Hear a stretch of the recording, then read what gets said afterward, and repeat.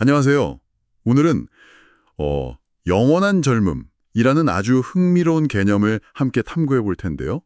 이게 뭐 단순히 외모나 건강 유지 비결 그런 거랑 좀 다른 차원의 이야기입니다. 네, 그렇죠.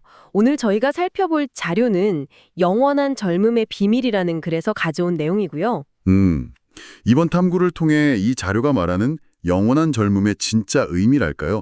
그러니까 육체가 아니라 영혼의 관점에서 이걸 어떻게 봐야 하는지 한번 깊이 파헤쳐 보는 게 저희 목표입니다. 네, 아주 흥미로운 주제죠. 어쩌면 우리가 그냥 노화라고 생각하는 걸 넘어서는 뭔가 다른 게 있을지도 모르겠네요. 여러분은 혹시 이런 관점에서 젊음을 생각해 보신 적 있으신가요? 글쎄요, 아마 많지는 않을 것 같아요. 보통은 육체적인 것에 집중하니까요. 맞아요. 그래서 이 자료의 가장 핵심적인 주장이 뭐냐면 영원한 젊음이라는 건 육체의 상태가 아니라 우리 안에 있는 영원한 영혼의 본질적인 특성이라는 거예요. 아, 영혼의 특성이다? 네, 영혼 자체가 영원하니까 본질적으로 늘 젊다는 거죠. 상당히 뭐랄까 좀 파격적인 관점인데요. 네, 그렇죠.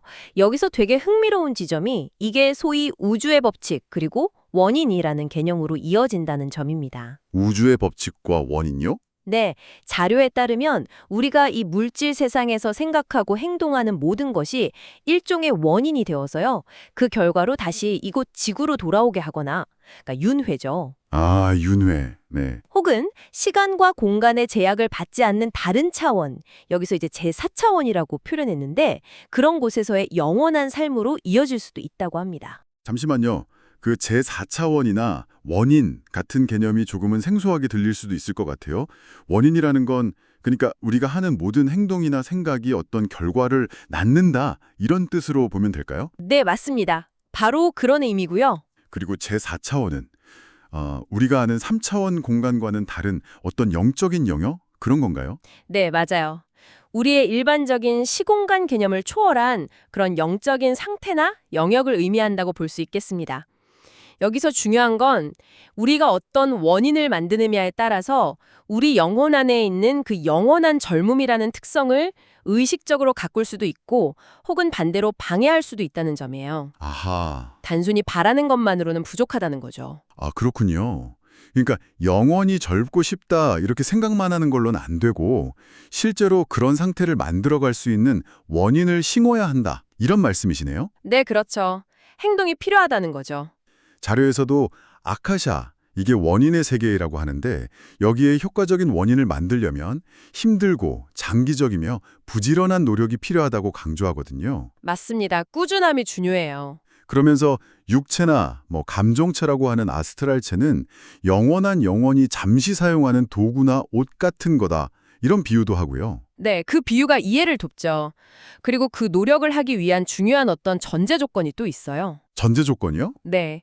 영원한 젊음 같은 그런 긍정적인 특성을 성공적으로 가꾸려면 먼저 우리 안에 있는 부정적인 특성들 있잖아요. 네네. 예를 들면 죽음에 대한 두려움이라든지 질병에 대한 걱정, 의심, 실망 같은 것들, 이런 것들을 완전히 통제하고 제거해야 한다고 말합니다. 아, 먼저 그런 것들을 없애야 한다. 왜죠? 이런 부정적인 것들이 영혼의 긍정적인 힘, 그러니까 활동적인 특성이 발현되는 것을 막기 때문이라고 설명해요. 장애물이 되는 거죠. 그렇군요. 부정적인 특성을 제거해야 한다는 건 알겠는데 이게 구체적으로 어떤 노력을 말하는 걸까요? 그냥 긍정적으로 생각해라. 이런 것 이상일 것 같은데요. 네, 당연히 그 이상이죠. 자료에 따르면 이건 꾸준한 자기 성찰, 그리고 의식적인 노력을 통해서 감정이나 생각의 패턴 자체를 바꾸는 걸 의미해요. 패턴을 바꾼다. 네.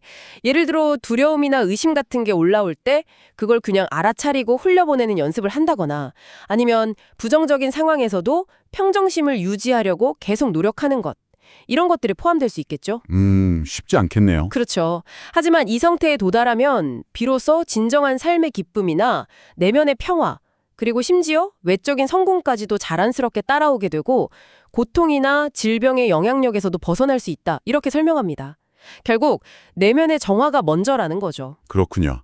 아, 들어보니까 결국 이 자료가 말하는 영원한 젊음이라는 건 무슨 육체의 시계를 거꾸로 돌리는 마법 같은 게 아니라 내면을 깨끗하게 하고 의식적으로 노력해서 우리 영혼 본연의 그 영원하고 활기찬 상태를 회복하고 유지하는 과정이군요. 네, 바로 그겁니다. 핵심은 그거예요. 그래서 설령 육체는 나이가 들어가더라도 우리의 영원한 영혼은 그 생명력을 계속 간직한 채로 있다가 이 물줄기를 떠날 때 그 특성을 그대로 가져간다.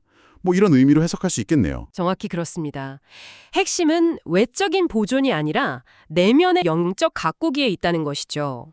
물질적인 것에 대한 어떤 과도한 집착에서 좀 벗어나서 영혼의 본질에 집중하는 그런 의식적인 삶의 태도가 중요하다. 이렇게 강조하고 있습니다.